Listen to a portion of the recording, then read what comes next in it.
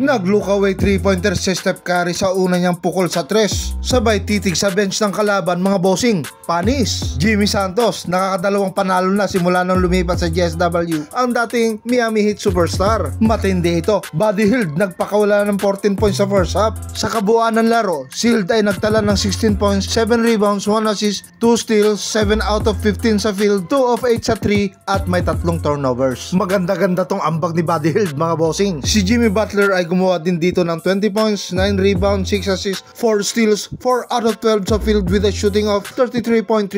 Meron din siyang 12 of 15 sa free throw line at isang turnover. Ganadong-ganado din ang main man ng GSW na si Steph Curry. Di rin nagpaawat dito sa laban na ito kontra sa Bucks. Nakapagtala ito ng 38 points, 6 rebounds, 4 assists at 2 turnovers lamang. Meron siyang 12 of 24 sa field with a shooting of 50% at may 6 out of 16 sa 3 with a shooting of 37.5 sa 3-point territory. Mababa yung percentage niya rito pero all goods pa rin yan. Baka Steph Curry yan. At bukod sa tatlo na yan, may dalawang teammates nila ang may double digit sa scoring gaya nila Modi at Post na may tig to 13 points. Kaya sapat lamang na talunin nila ang Bucks sa score na 111-125. Thank you mga bossing, ingat pa palagi.